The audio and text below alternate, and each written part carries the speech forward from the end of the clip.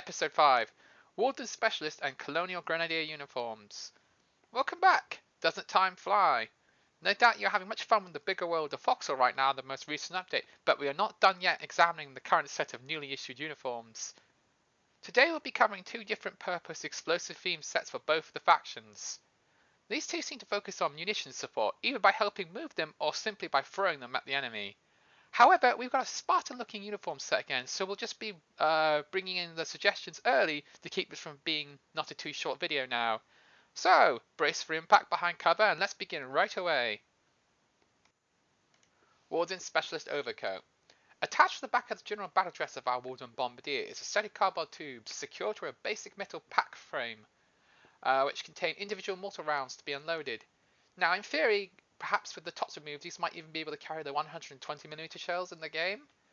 True to real life, artillery in both world wars for both sides was carried in numerous packaging, from crates to wicker baskets to cardboard tubes.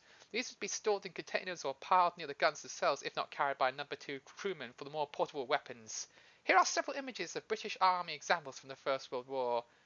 The other thing to notice with the uniform is the almost comical amount of leather ammunition pouches, which I assume is to help carry smaller explosive charges now for the artillery preparation.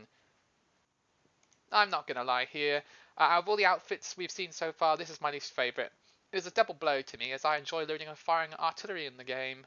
So here are some minor suggestions to increase the visual appearance for this one now, if the artists of the game ever ask Siege Engine if they're allowed to revisit these uniforms in the future. For the easiest option, they should consider replacing or changing the colour of the overcoat to a more traditional darker blue version, or replacing the outfit entirely with a pair of blue denim one-piece fatigues. Along with the darker blue coat suggestion though, maybe consider making the leather of the equipment more black instead of brown. Perhaps losing the helmet entirely instead and giving a more traditional Warden kepi, or the same sort of soft peaked cap beret the tank crewman wears. If they want something more visually interesting though, I might maybe suggest the addition of a modified Warden helmet like this one the French used in the First World War for tank crew. Colonial Grenadier's Baldric.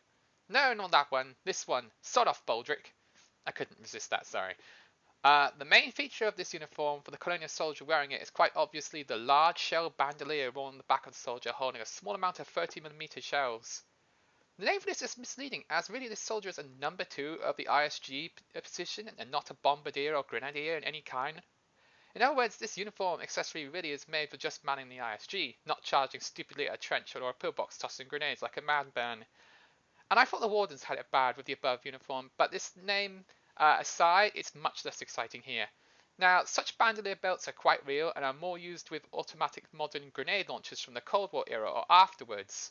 It is one of the few inspirations outside the World War comfort zone though, and I find the belt itself quite interesting to look at. It sadly does not make up for the rest of the vanilla look and feel of the uniform. So here are my suggestions to maybe improve the visual theme for this one a bit more. First off, perhaps consider shedding the ammo belt pouches and instead just mock up the colonial version of the US Army's experimental D-Day assault jacket, as the real life example has the grenade pouches that would work well with the uniform theme. Maybe even replace the traditional colonial shrapnel helmet with something a bit more different, like this US Army experimental trowel helmet made by the Ford company in the early 1920s. Perhaps modify the in-game helmet to have some sort of metal or mail shrapnel screen too. There is also, perhaps the most simple option, a simple satchel or cloth bandolier for the distinct stick grenades being worn on the front, or even a few of said grenades loosely tied around the 30mm shell bandolier chest strap. Here is a Chinese real-world example.